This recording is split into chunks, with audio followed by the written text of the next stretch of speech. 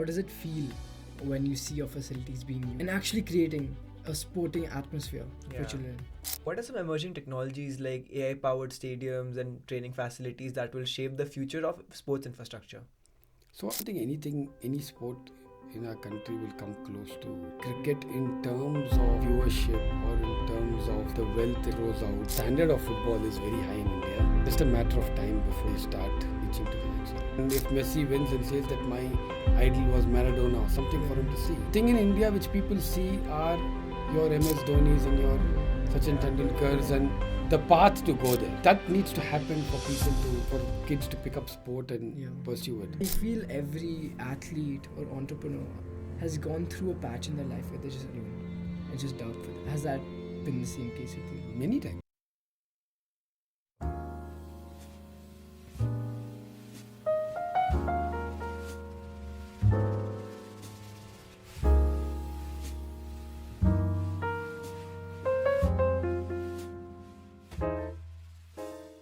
Hello and welcome to the Millionaires podcast, where we interact with people who've changed a million lives. In this episode, we have Rishi Shridar, tennis player turned entrepreneur and sports visionary. It's truly a pleasure to have you here. Yeah. So before we start this podcast, why don't you introduce yourself?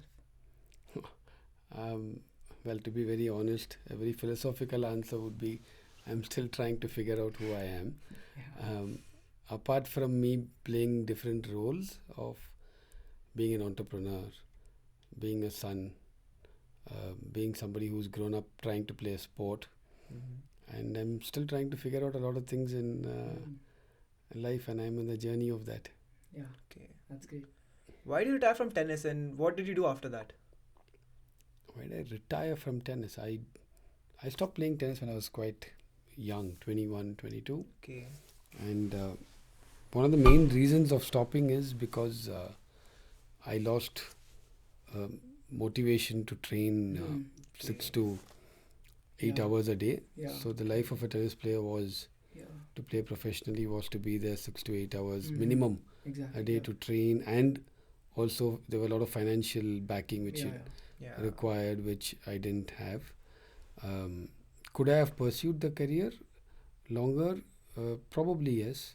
Okay. If I really, really badly wanted, Okay. but I didn't. So I I stopped. mean, but like the financial burdens, as in you worked in a railway station, I heard. Not really. Yeah, I was part of the. So as being a sports person playing for the country, you do get jobs with some of the government organizations. Yeah. Okay. And the government organization which I got a job with was the Indian Railways. Okay. And so I was with them for about 4 years, and they give you a basic salary so that you can pursue your sport. Yeah. Okay. So in fact, they were helpful by doing that. And I did have a posting at the Egmore railway station in Chennai. So you represented the railway station while playing tennis? No, so how it works is, like for example, somebody like a Rohan Bopanna today, he's still employed with Indian Oil. Yeah. Okay. So the government, I don't know if they still continue to do it, but at least 15, 20 years ago, they would give employment so that you can pursue your sport. And as long as you continue to play professionally, they'll keep giving you a salary. And when you stop playing professionally, they give you an option to join the system. And you can work with them and grow in that organization. That's a choice which you have. And it was done by railways, by oil companies, by customs, by all of them. Okay. So do most athletes in India go through this? Professional athletes? Most professional athletes do. At least I know that back 15, 20 years ago, they would do it.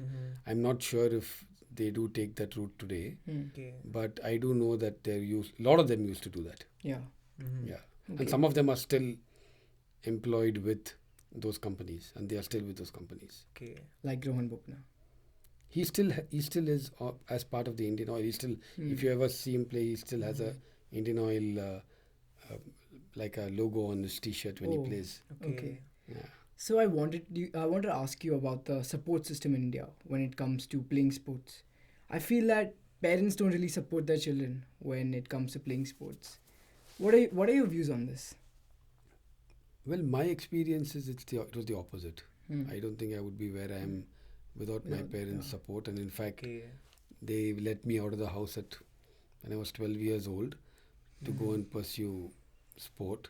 Okay. So for me, the experience has been completely opposite. But I think the whole way of parents looking at sport has changed quite a bit. Okay. And you really can't blame them for back at least 15, 20 years ago, because making a career out of sport was not really an option in terms Yeah. of That's all. financially for you to live Mm. and see a path and live a successful life. Mm. Whereas today there are far more options. I think the mindset is changing, It's different, yeah. but it's Yeah. still a long way to go. But Yeah. yes, it is changing Yeah. in terms of the mindset of parents today. Okay. Okay. So, how did you start your tennis journey? My tennis journey, I think, started purely because I grew up in a joint family and Mm. they wanted all the kids to go and out of the house and do something. Okay. And there was a tennis academy nearby, so parents just enrolled Yeah. me there, and it started from there. Wow. That's, I think, how most people start their sporting journey. Probably, yeah. Yeah. So, but why do you stick to tennis? Did you what was the differentiating factor? It was a real differentiating factor. Like I said, Mm. I went and started playing tennis at a tennis academy or a Mm. club close Mm. by home in Chennai. And the coach said, you play decently well, go play some tournaments. And I won some tournaments when I was 8 years, 9 years, 10 years old. Mm. And it was just a path which it took by itself. To be very honest, there was no Mhm. planning saying this Mm. is the sport I'm going to play, Yeah, or yeah. it's just that I ended up enjoying playing it. My parents saw that I'm enjoying the sport and I am winning, and Mm. you are in the papers the next day morning, and Yeah. I think it was motivation enough for them to That's the thing. Yeah. say that, continue playing. And one thing led to another, and it was just very organically ended up picking up the sport. And I enjoyed training, I Nice, yeah. enjoyed playing, I enjoyed traveling. So that taught me everything else after that. Okay. So, what drove you into starting your startup? Well, the current one which I do, there's a lot of reasons for that being Mm-hmm. done, but also the Michezo as a company which is started is a journey of almost 12, 14 years before that Okay. of many things which I did Okay. to where Michezo is today. So I don't really look at it as a startup Okay. Mm. because it's in a 2.5 year span, it's a very profitable Mm-hmm. company with more than 120, 140 crores of order books. And so it's not really a startup in my Yeah, mind. Yeah. But startup for me started when I stopped playing tennis. It was not called startup then, and there was Yeah. no jargons like this. But I started my entrepreneurship journey when I stopped playing tennis. Okay. So, what does it actually do? Michezo is the main focus of Michezo is a turnkey sports infrastructure company, which is basically a design and build sports infrastructure Okay. company. So we design to put it in very plain words, anybody who has an open ground Yeah. and it needs to be converted into a playing area and to the top of the Mm. quality of water federation norms, everything has to be Mm. taken care of. We do that and we hand it over. Yeah. Okay. But what's your vision with Michezo? I'm not a very vision guy, but the goal of starting Michezo are a few things. One is to create as much meaningful employment in the sport industry as possible. Okay. Okay. So the sport industry, there are not too many sports companies which make money, Mm-hmm. Okay. and not too many verticals of sport really create wealth. Mm-hmm. Sports infrastructure is one of those which create. So the idea is to create a platform in the company where somebody who has an entrepreneurial mindset, Mm. but they really don't have all the other things Mm-hmm. to become an entrepreneur, but they relate to sport, can Mm. actually come in and be part of the Oh, system okay. and Okay. Yeah. grow and come Mm. up with their potential, Yeah. which whatever they can achieve. Mm. But That's the basic idea of the company. yeah, but what about the young athlete side of this? You've talked about the employee side. What about the young athlete side? So we are not a company where we impact athletes directly. Okay. So the way we, one of the taglines of the company which have come out is where you land matters. So Okay. our focus is to provide athletes an extremely safe uh, space to play on, Okay. which to provide them the best facility where they don't get injured or Yeah. their injury is the lowest. Mhm. Yeah. That's the idea of what the company does. We don't really impact athletes directly in Okay. terms of Yeah. scholarship or sponsorship. Mhm. Our foundation does some work on that. Mm. Okay. So is it easy to acquire customers? Well, it is as easy and tough as it gets. Okay. But like I said, before starting matches, I've been in the industry for 10, 14 years Mm. of doing this. So today the market is such that where everybody wants to play Yeah. in some way so every school, every university, every condominium, they all want some sports facilities. Yeah. Yeah. So that's the gap we Oh, you fill in. bridge the gap. Yeah. Yeah. That's where we come in. What are some emerging technologies like AI-powered stadiums and training facilities that will shape the future of sports infrastructure? So I think sports infrastructure, the way it is done Mm-hmm. in terms of it's a brick and mortar company, Mm-hmm. that is going to remain the same. Mm. Technology wise, I think what will change is the player or the customer using the facilities. Okay. I think that is still evolving, but it will reach a stage where Mm-hmm. I am guessing even an amateur can go and swim or play badminton or Okay. play any of these sports, football, and will get a video for them to see themselves with some analytics in it. Mm-hmm. Okay. That's definitely the future, and a lot of people Mhm. are working on it. So are you planning to implement this as well? My co-founders are working on it. Okay. Mm-hmm. I am not qualified enough to Mm. Okay. do anything in this, and I don't have the knowledge as well. But I do. My co-founders do. So they are working on some tech part which can cater to athletes Yeah, and Okay. our venues. So, what are some core qualities a founder needs to have?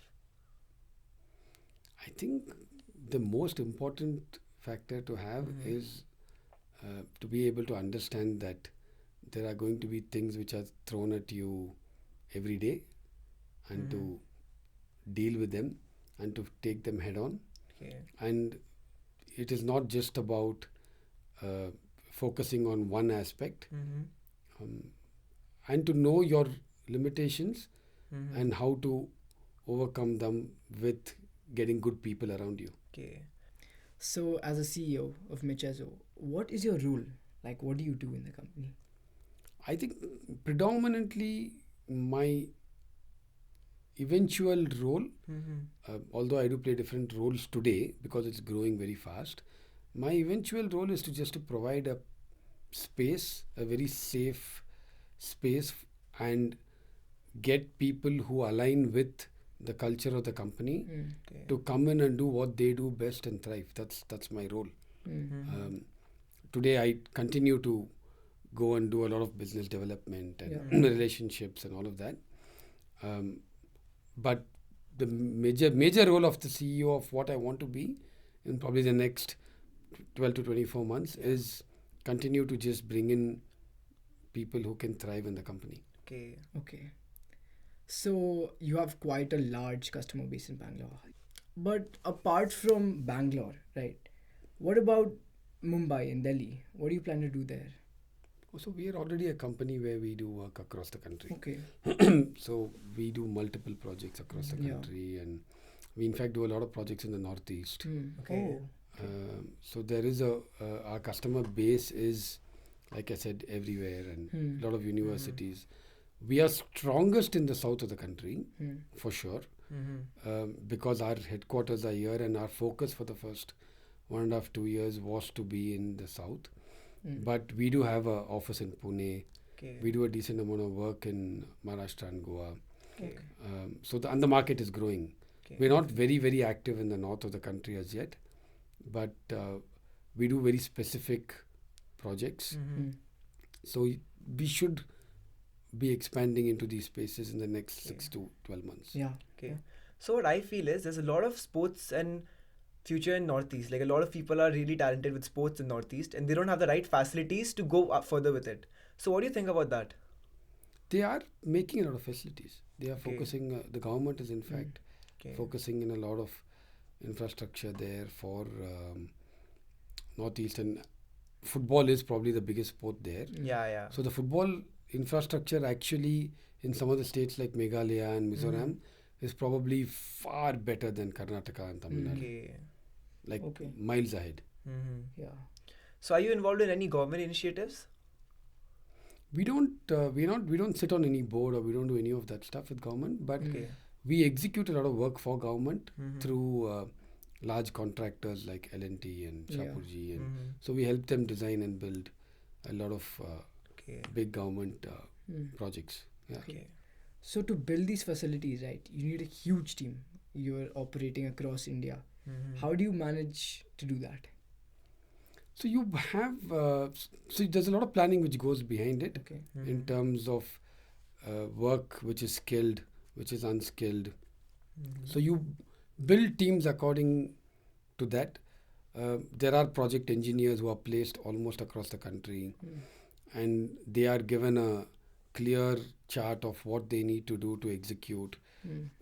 There are extremely skilled people who are trained. There's a system and process in place for them to become skilled, Mm. and how they get skilled. So you can't grow extremely fast because it's a very highly skilled Yeah. thing. But today there are enough people who are skilled over the last 10 years who've been working along with me. So Okay. the teams are quite large to execute multiple works at the same time. Mm. Okay. Okay. So what do you? So what do you think? Are people born entrepreneurs? I don't think people are born entrepreneurs, but Okay. definitely there are qualities in people where some of them are far more mentally okay to handle multiple challenges at the same time, Mhm. and there are people who don't want to Yeah. handle Okay. multiple challenges, and they are okay to just go Just in go. Yeah. and do a particular task yeah. every day and Okay. come back, which I think it's absolutely fine. Okay. I think the most important thing is to identify whether who you are Okay. and what is your comfort zone. Mm. I think that's what's important. So growing up, did you want to become an entrepreneur yourself? I had no idea of what entrepreneurship Entrepreneurship. was, but Okay. my dad ran his own business until very recently. Okay. So I've seen somebody at home run a Yeah. business, but Yeah. it was not. We were not a household where business and money and all was discussed. Mhm. But it was something which just came out of, um, I would say, just lack of anything else Mhm. for me to say that I will start, because it's not like I have a very highly qualified degree Mm. to go into any industry, or Mm. there was any inclination to go and work Mhm. anywhere. So Yeah. the entrepreneurship journey was born out of that. Okay. Okay. So what's the largest sports facility you've built in India? I think that the largest one we've done and continue to do is the Padukone Dravid Center for Sports Okay, Excellence in terms definitely. of a private sports Mhm. complex. I've also built the Inspire Institute of Sports, which is in Bellary, which is one of the um, largest sports Mhm. facility where people don't have to pay. They are all funded by the JSW Okay. Mm. group. Um, but government facilities are something which we've built. Like right now, we're building something in Hubli, Dharwad, which is a very large Yeah. Yeah. facility coming up. Okay. How big is that?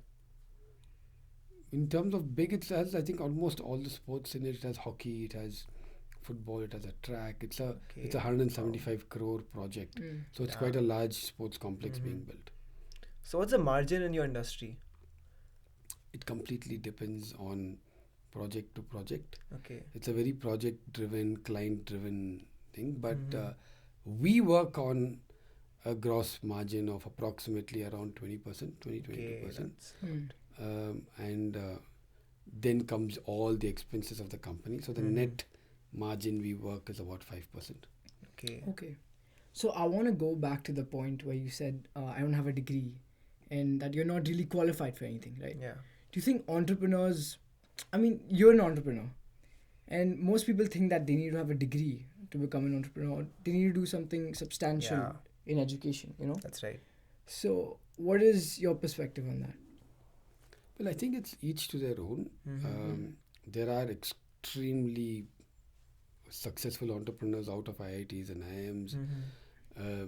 There are successful entrepreneurs who probably dropped out of school or college. I think it's very individual thing, and it can't be generalized. In my case, I was part of a very famous college in India Okay. called the Okay. Shriram College of Commerce. Mm. I decided to drop out to pursue tennis. Okay. But I think I don't think there is a set path or a rule. I think it's about you identifying. I definitely believe that good universities and schools and colleges teach you far more than just what you learn in the textbook. Definitely. Okay. Yeah. So that journey is something where you build relationships. There's a social life which you build around it. Yeah. These things last for life. Yeah. I'm a strong believer of that. Yeah. But it completely comes down to each and every one. individual Yeah. as an entrepreneur, because nobody's really looking at your degree to see what entrepreneurship journey you're bringing Okay. onto the table. But Okay. if you're going down the path of employment or getting part of an organization, that does play a big role. Okay. Okay, so what do you look for for an employee? What are some values or some skills that you look for? I think the biggest thing we look for when we get somebody on board is do they align with our culture? Okay. And again, there is no right or wrong about cultures. Yeah. We have the way me and my co-founders work. There's a particular value system and the way we work, and as long as somebody aligns with that, that's our first checkbox. Okay. As in, then comes qualification, and then comes capability and everything else. But that's the number one thing which we look for. Okay. So, what is your culture? What does aligning to your culture mean? Yeah. Can you describe it? So it's predominantly for us. It's about high integrity, high communication skills. So these are all things which we are very particular about. We are not a company where everybody is out there aggressive. That's not our culture. Okay. So we know what our culture is not. So everybody else who fits into the rest of the things where we are the backbenchers, we are behind the scenes. Yeah.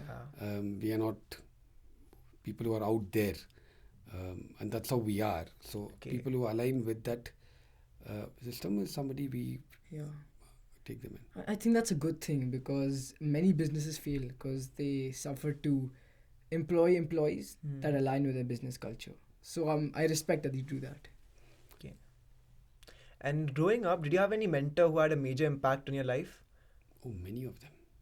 Many of them. My tennis coach was my mentor for quite some time. My fitness trainer was probably one of my biggest mentors. Okay.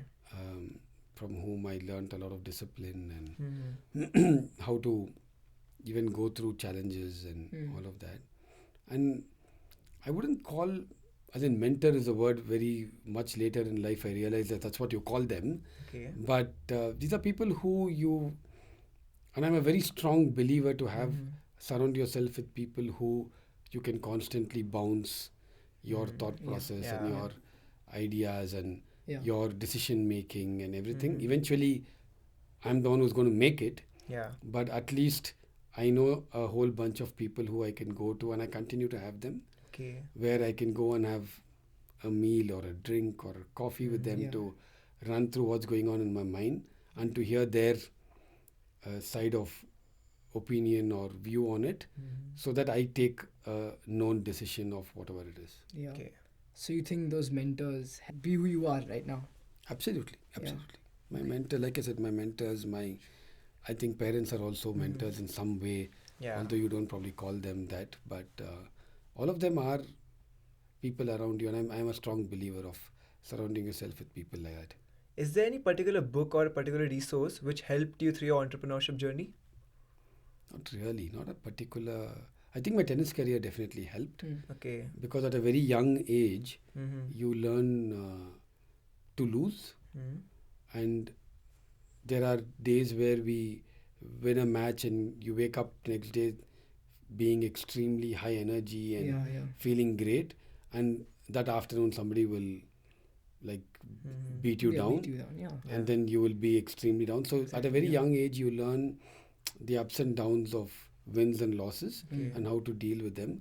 So that probably is the biggest thing which I learned out of books. There's no particular book, but there are a Okay. lot of books which have helped me to learn many Okay. things, and there are different books from people talking about what is your relationship with money to what is your relationship with wealth to work to people to everything. Can you name one of your favorite books? I think if I have to name a book about my relationship with money, which I learned a lot, is Psychology of Money. Okay. Okay. It's a book which I did learn quite a bit about it. I think I stopped reading fiction long back. So a lot of the other books which I read are quite can be looked at as quite deep Okay.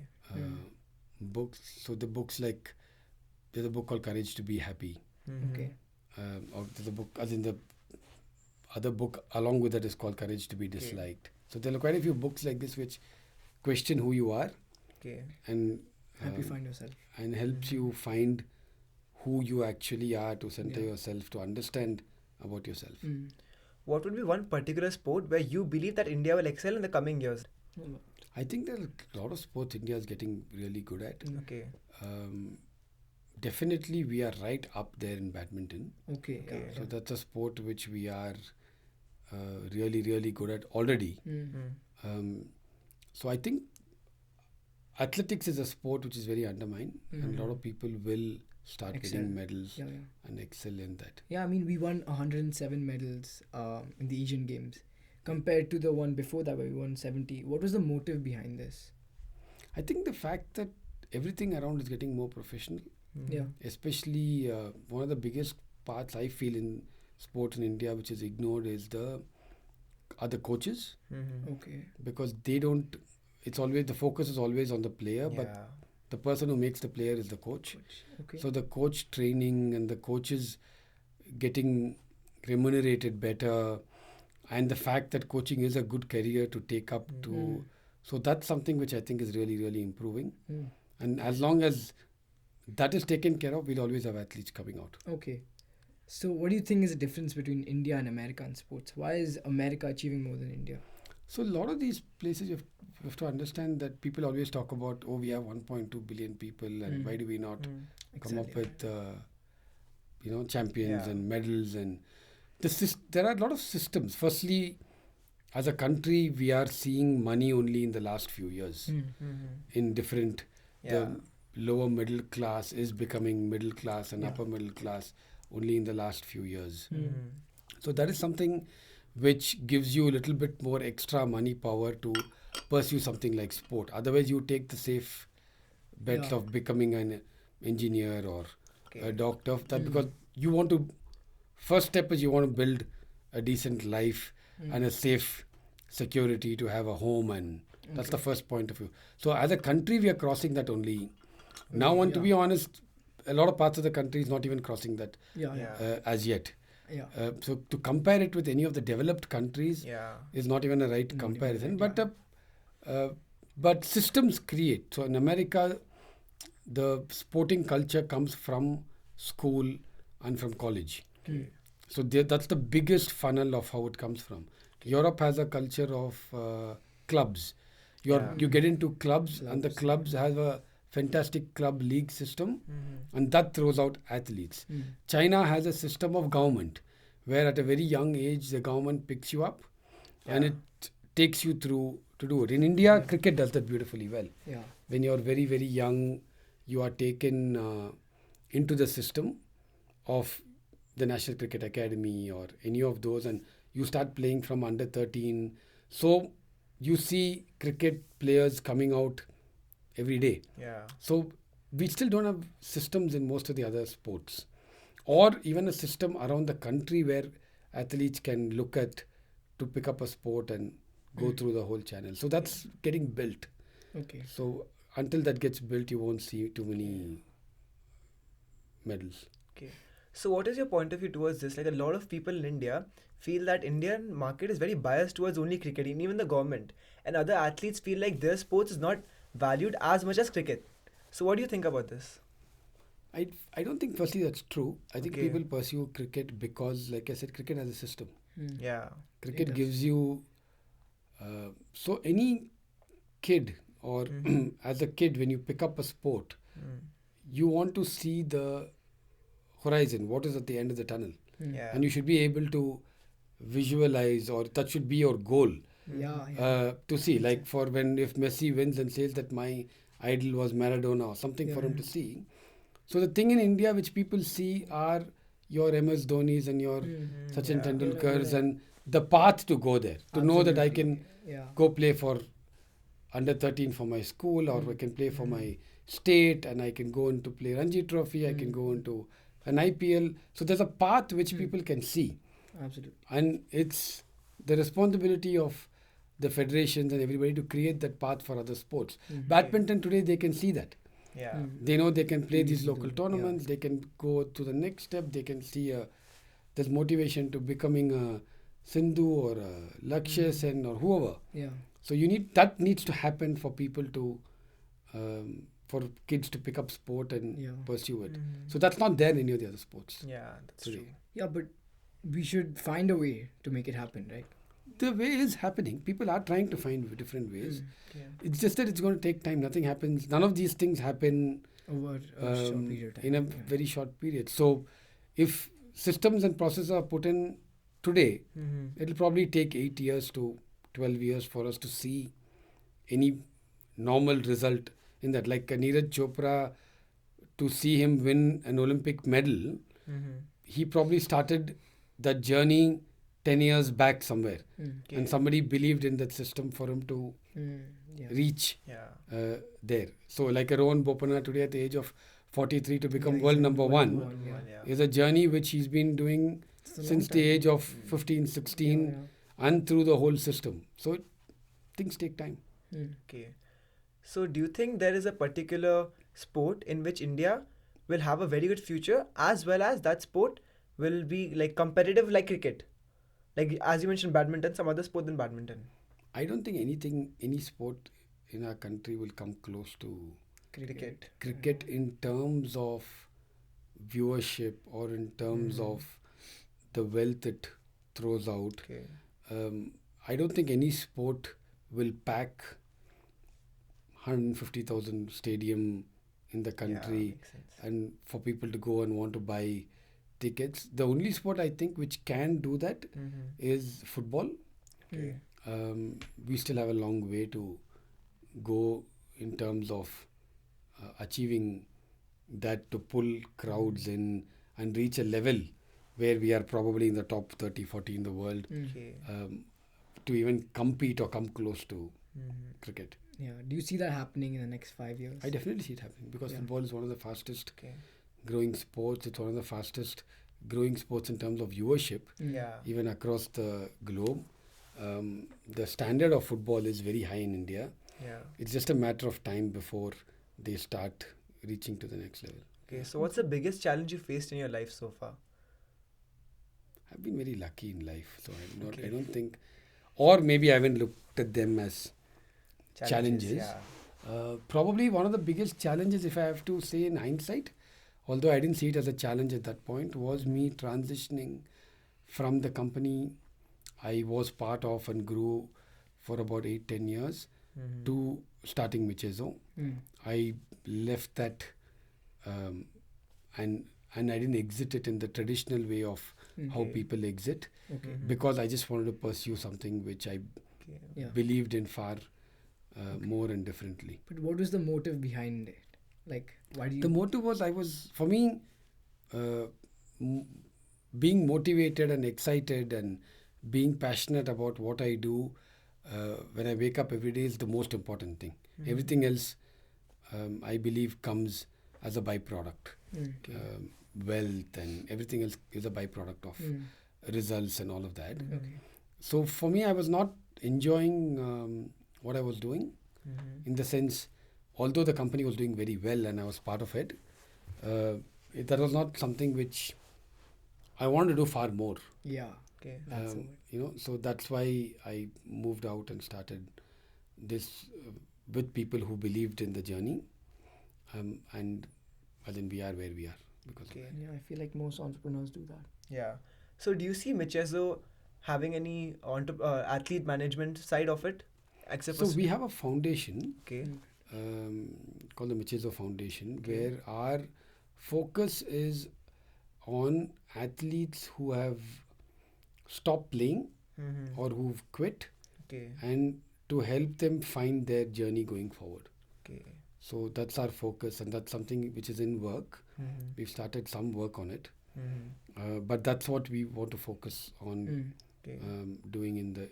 We do have some of them who are employed with us. Mm-hmm. We've taken some former boxers for the country and Okay, all of them who are part of our system. Mm-hmm. But we want to do that in a much larger way to help, because that's one area where athletes are lost when they stop playing their sport, Mm-hmm. and they stop at a young age compared to Yeah. how long you end up living. So that's something we want to do. Okay, so how does it feel when you see your facilities being used and actually creating a sporting atmosphere Yeah. for children? I think that's our validation, right? Our Yeah. validation comes from when we finish a facility Mm-hmm. and it probably gets inaugurated, or it's in the papers, or our clients say that it's done well and Mm-hmm. everybody's using it, and Yeah. so I think that's our validation Mm. of. So what are some key skills that helped you build your business? I think the biggest thing which helped me build business is the fact of embracing uncertainty. Okay. For you to actually be okay with Mm-hmm. every day saying that it's uncertain. You don't know Yeah. exactly what's gonna. You don't know exactly what's gonna happen. That's what tennis prepares you for, right? You don't know. You don't know what is going to be 2 years later. You Mm. can do a lot of Excel sheets and Yeah. throw it up on boards and tell people, but the truth is you don't know. Okay.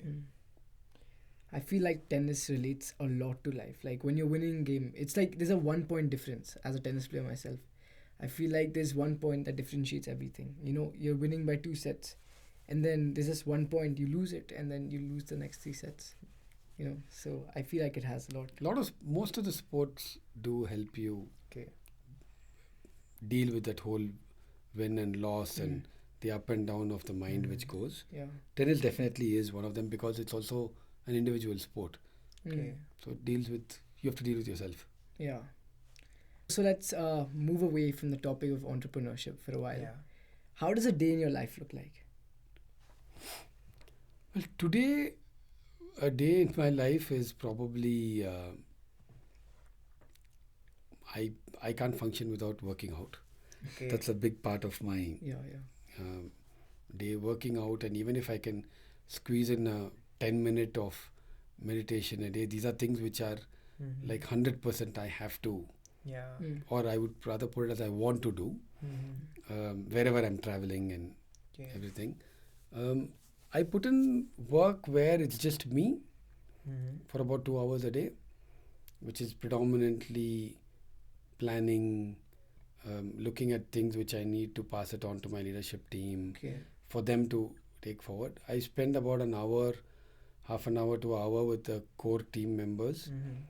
just to ask them do they need any help. Okay. I think that's what I'm there for. Yeah. So a typical day I do travel quite a bit. Okay. Okay. A typical day in Bangalore would be probably wake up early, work out. Okay. You're full of energy when you come back. Mm. Spend those 1-2 hours by myself.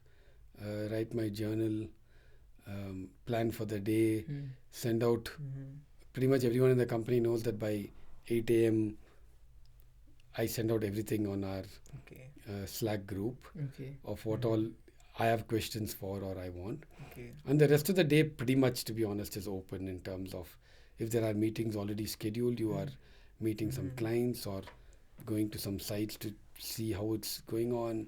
Okay. So it's very flexible for me to do what I want, and predominantly it's reviews. And I'm not one of those extremely hardworking Yeah.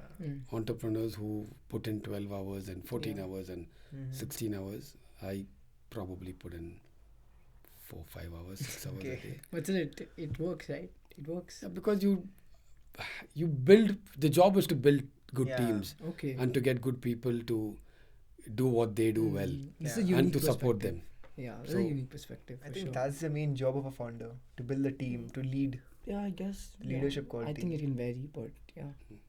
So So I feel every athlete or entrepreneur has gone through a patch in their life where they're just alone and it's just dark for them.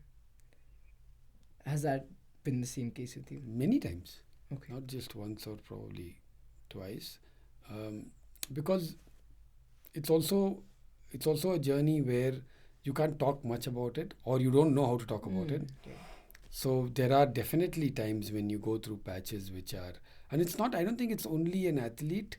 I think anybody trying to achieve a lot of things, if you don't find fantastic support systems, do go through these patches.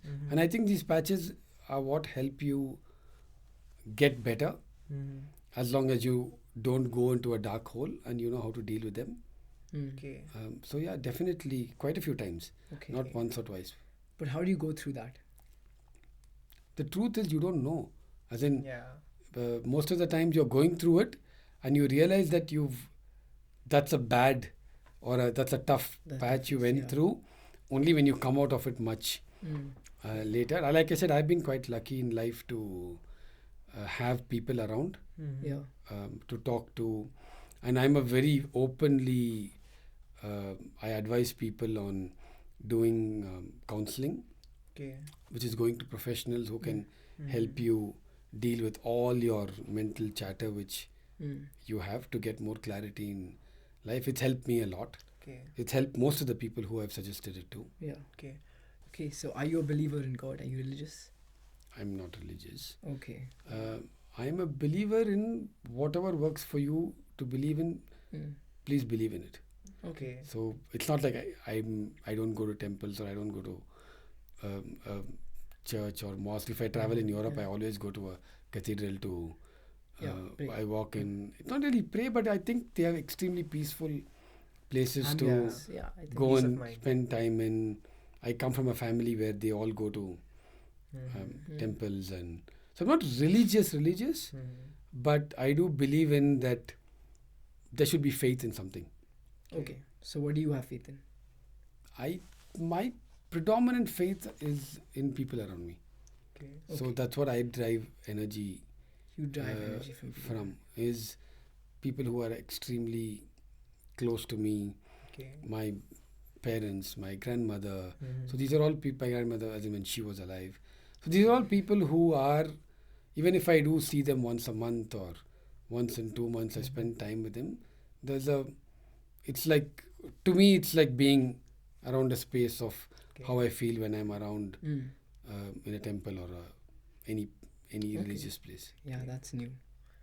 So do you think after a certain point when you build a business and you're in a position of yourself, the new people you meet you for a certain reason, like they don't meet you out of goodwill?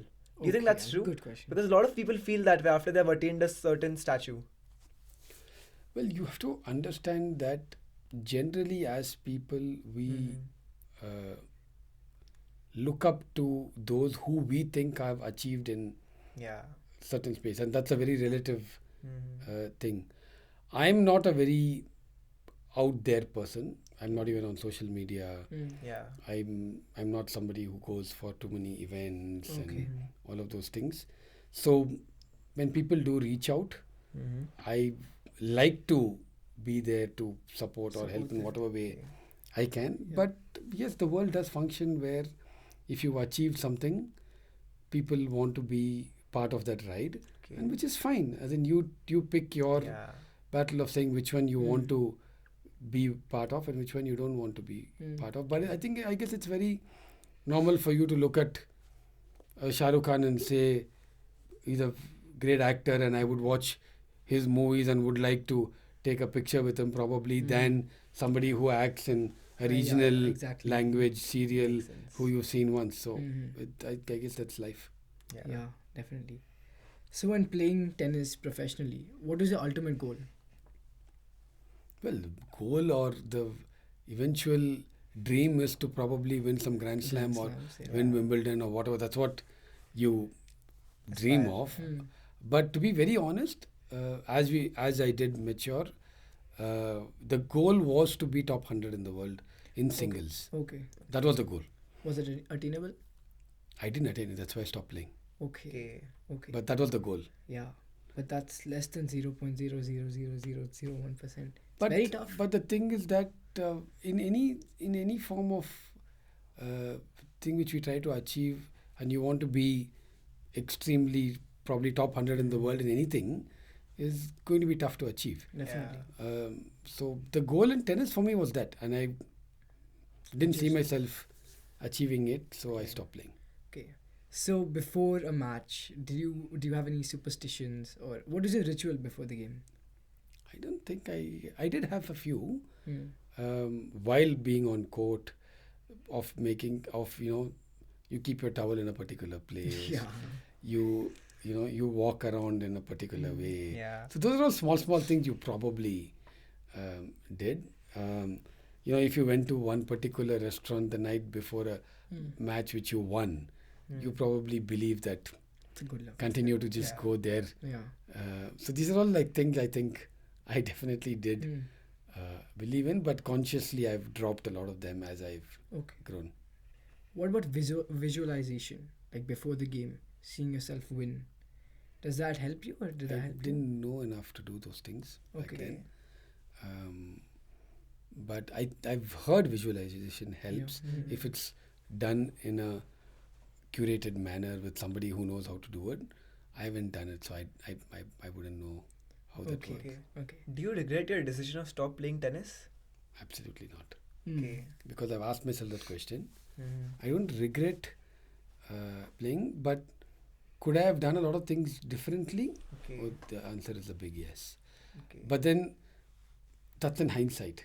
Yeah. So I did things at that particular point which I thought was The best. the best to my knowledge. Mm. Yeah. So I don't believe in regretting for anything, Okay. because at that particular point, with the limited or the abundant knowledge I had, that was a decision to take. Okay. Okay. So you learn from it and move on, as long as it's not really Okay. hurt you very badly in any way. Okay. So you believe in जो होता है अच्छे के लिए होता है. Not really, Yeah. but I believe in whatever happens for a particular Reason. Yeah. reason at that particular moment with whatever knowledge you have around it. Okay. So before we end this podcast here, can you provide us with a parting note for aspiring athletes? I think aspiring athletes or aspiring entrepreneurs or aspiring anybody, I think Yeah. just believe in the process, Okay. take control of things which you have control over, Hmm. Okay. and the things which you don't have control over, Mm-hmm. drop them. Okay. Okay. Don't focus on awards and results too much, because you don't have control over them, but Hmm. you have control over your process, so control that. Okay. Okay.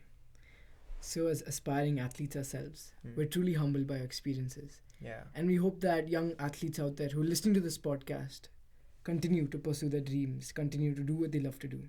Mm-hmm. Rishi Shridar, it was an honor to host you. Thank you. Thank you so Thank much. you so much. Yeah. Thank you. Yeah. That was an hour, is it?